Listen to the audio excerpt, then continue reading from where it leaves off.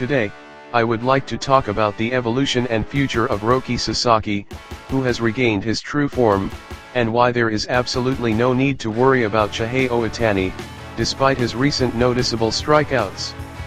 Japan time May 31st, many fans in Japan must have been overjoyed by Roki Sasaki's superb pitching. Starting against the Phillies, Roki Sasaki delivered a brilliant performance, pitching 5 1/3 innings and allowing only 1 run. Beginning with the Angels game, followed by the Brewers game, and now the Phillies game, Roki Sasaki's true form is steadily returning. He is not yet perfect.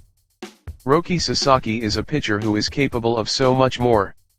I believe that during the Angels game, he finally figured out how to showcase his pitching in MLB. Adapting to the slippery MLB official ball was a highly complex and difficult problem, but that anxiety was completely wiped away during the Angels game. Furthermore, the game against the Angels was held at Angel Stadium. That is the very stadium where Shohei Ohtani stood on the mound countless times and achieved monumental success as a two-way player. Shohei Ohtani has clearly stated that Roki Sasaki is his successor.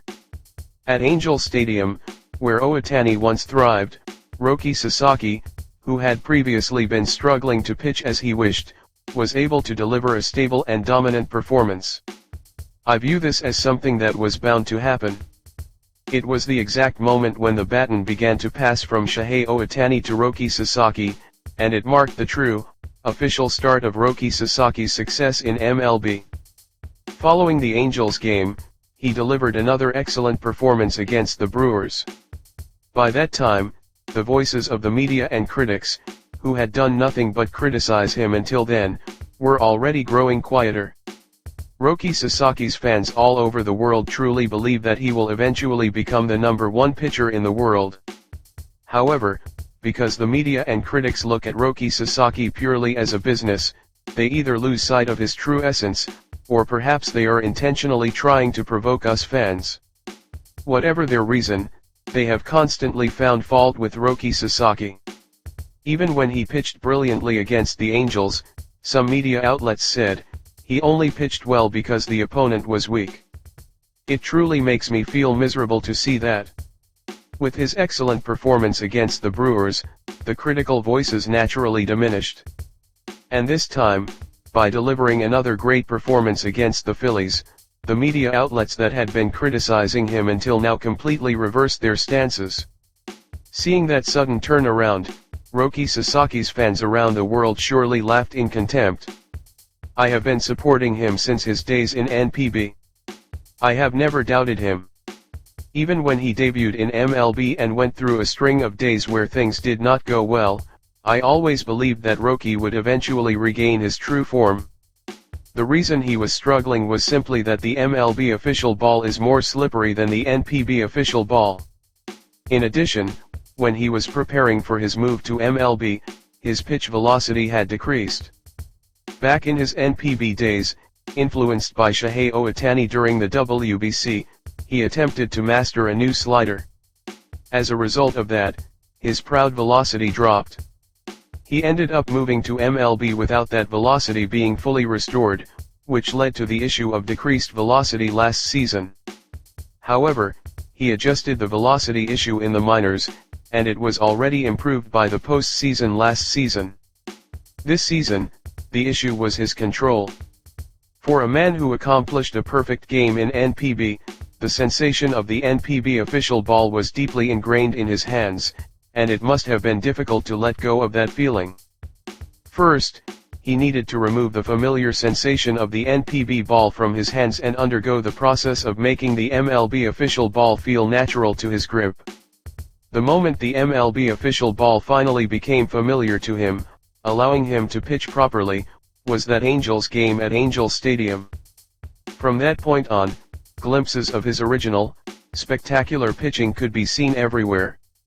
The Brewers game was wonderful, but Roki Sasaki's performance on the mound against the Phillies was exactly the version of Roki Sasaki that fans all over the world had been waiting for.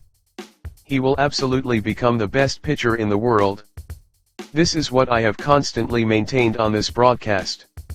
He is still just getting started, and he still has many challenges ahead of him.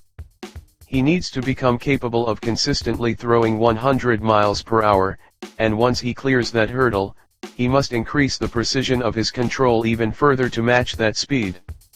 Above all, he must acquire the mental strength and pitching artistry to face the powerhouse hitters of each team on equal terms. There are a mountain of challenges to overcome in order to become the best pitcher in the world.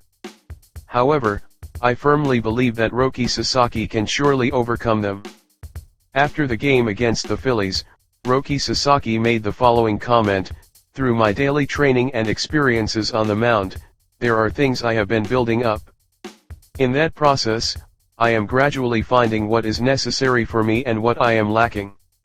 I am satisfied that my performance is rising after gaining various experiences.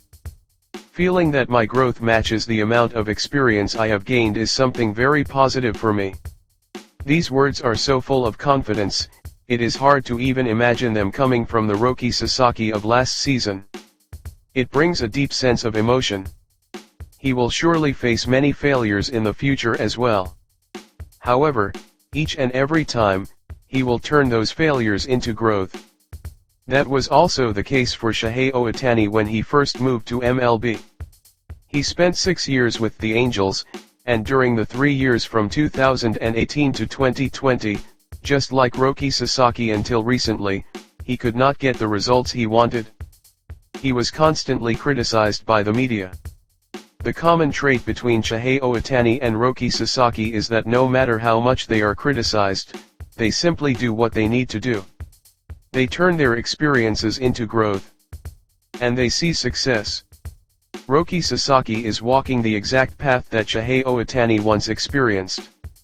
Before we know it, people will start calling Roki Sasaki a unicorn as well. While looking forward to the arrival of that day, I will continue to keep a close eye on Roki Sasaki's future. Next is the topic of Shohei Ohtani. In the same Phillies game where Roki Sasaki started, Ohtani recorded 1 hit. However, his strikeouts were also noticeable. While some people might express concern about Ohtani, he firmly recorded a hit against Jesus Luzardo in that game. He is fully capable of getting hits against left-handed pitchers, which are said to be his weakness. His bat struck the top half of the ball, so the ball did not launch high, but he hit a sharp line drive into right field for a single. From now on, if he can get his bat under the bottom half of the pitches thrown by pitchers, he will hit home runs in large quantities. It is only a matter of time. There is absolutely nothing to worry about. I believe that Roki Sasaki's superb pitching is serving as a great stimulus for both Shohei Ohtani and Yoshinobu Yamamoto. It is completely obvious that the Samurai Trio will create a synergistic effect and continue to electrify MLB in the future. I believe the situation is developing into one where we can highly anticipate Roki Sasaki's growth, Shohei Ohtani's return to peak form, and Yoshinobu Yamamoto's further evolution. It means that we simply cannot take our eyes off the Samurai Trio going forward. That is all for today. Thank you very much.